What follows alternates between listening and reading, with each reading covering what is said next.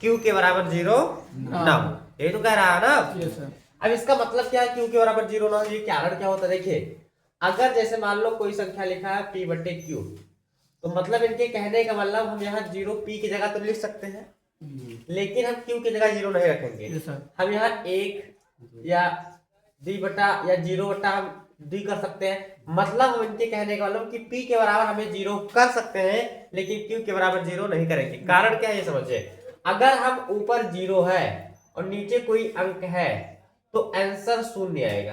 Answer कितना आएगा? शून्य आएगा। शून्य आएगा। लेकिन अगर ऊपर कोई अंक है, ऊपर कोई अंक और नीचे अगर शून्य है तो आंसर अनंत आएगा। आंसर क्या आएगा? अनंत। अनंत आएगा, जिसको हम इनफाइनाइट बोलते हैं। क्या बोलते हैं? इनफाइनाइट। इसलिए अनंत वैल्यू का हम मान नहीं निकाल सकते। इसलिए इसने कहा है कि जब आप किसी भी संख्या को p बटे q के रूप में करेंगे तो हमें क्या करना है यहाँ पे कि p तो हमारा 0 हो सकता है, सीधी सी बात है, p हमारा क्या हो सकता है? 0 हो सकता है, लेकिन हमारा q अगर 0 होगा तो आंसर कितना आ जाएगा? अनंत। जो कि संभव नहीं नहीं है। है। तो इसलिए इन्हें पहले प्रश्न में लिख दिया है कि q के बराबर कभी 0 नहीं होना चाहिए। अब इनके जो क्वेश्चन दिए हैं वो लिखेंगे हम। क्वेश्चन क्या दिया वो देखिए, पहला दिया है नंबर 1 0.6 के ऊपर बार है। Yes sir. दूसरा क्वेश्चन दिए हैं 0.47, लेकिन 7 के ऊपर बार है। ये बार बहुत आपको ध्यान देना, जो ऊपर बार लगा है ना, ये बार इसको बोलते हैं, जो दंड है बार लगा है, ये हमें ध्यान देना है। और तीसरा क्वेश्चन हमें दिया है 0.001, ये तो दिया है। Yes sir. इसके तीनों के ऊपर बार है, 0 पर भी है और 1 पर भी है। इस प्रकार से क्वेश्चन दिया है। तो जब हम क्या करेंगे, इसको लगाएंगे यानी सॉल्यूशन करेंगे, तो इसमें आपको समझना रहेगा। समझना क्या है ये समझिए कि हमें जो पहला क्वेश्चन दिया है वो कितना दिया है? 0.6 दिया है। तो हम क्या करते हैं कि यहाँ 0.6 दिया है, ठीक है, इसके ऊपर एक बार है, तो इसमें हम लिख सकते हैं x बराबर, क्या लिखेंगे? x बराबर 0.6 के ऊपर बार लगा है, यानी ये समीकरण हमारा 1 है। समीकरण क्या हो जाएगा? 1 हो जाएगा। अब ध्यान हमें यहाँ पर देना है कि जो 0.6 है इसके ऊपर एक बार लगा है, नहीं लगा है, तो इसमें क्या करेंगे कि अगर दशमलव के बाद कितना अंक है? 6 अंक नहीं है, जैसे समझिए, इसमें समझना ये होता है कि हमें तो एक x बराबर 0 पॉइंट कितना दिया है? 6 दिया है। x बराबर कितना दिया है? 0.6 दिया है। इसका बार लगने का मतलब ये है कि इसको हम इस तरीके से लिख सकते हैं, x बराबर इसमें लिख सकते हैं, बार का मतलब होता है कि 0.66666 ऐसे लिखा है, यानी इनके कहने का मतलब जब यहाँ से बार हटाएंगे तो यहाँ क्या हो जाएगा? 0.66 हम लिख सकते हैं। यानी बार का मतलब ये होता है कि ये संख्या कई बार लिखिए, 6 चाहे 100 वाले, कोई दिक्कत नहीं है। अब क्या करेंगे कि यहाँ दशमलव के बाद कितना अंक है?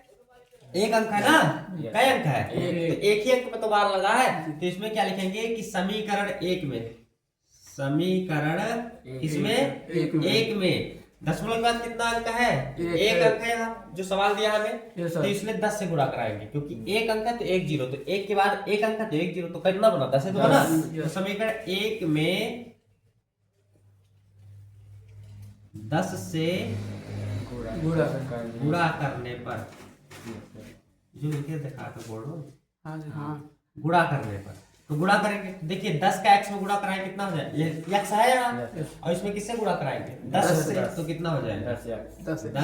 10x बराबर, और जब इसमें भी 10 से गुणा कराएंगे तो 0.66 लिखा है, और इसमें किससे गुणा कराएंगे?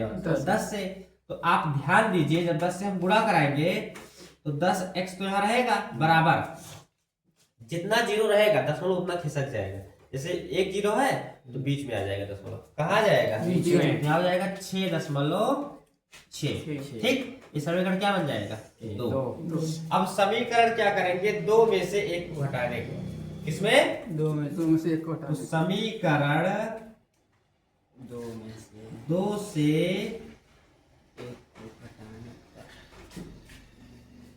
1 को घटाने पर क्या करेंगे? घटाएंगे।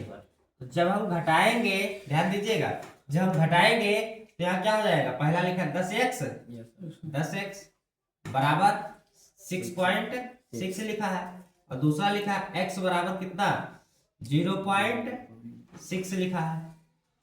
0.6 तो लिखा है ना। तो या इसमें हम क्या कर सकते हैं, अब घटाएंगे माइनस हो जाएगा, ये क्या हो जाएगा प्लस माइनस, घटाने में माइनस लग गया, यहाँ पे माइनस यहाँ पे। यस तो 10x में से एक घटाओ कितना बचेगा 9x। 9x दिख रहा है वो नीचे में यस सर 9x।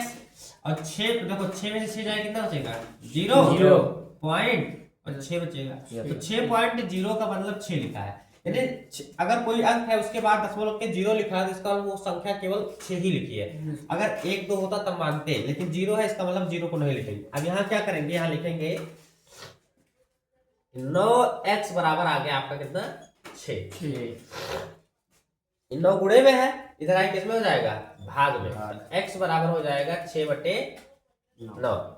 अब इसको देखिए x में हम 6 को लिख सकते हैं 2 गुणे 3 लिख सकते हैं, नहीं लिख सकते हैं यस सर 2 3 6। 6 और हम 9 को लिख सकते हैं 3 गुणे 3 3 त्रिका 9 1 3 से 3 क्या हो गया कट गया। तो x बराबर कितना बचा 2/3। 3 यही आपका आ गया आंसर। समझ में आया ना, ये हमारा क्या आ गया आंसर आंसर आ गया। ठीक उतारो।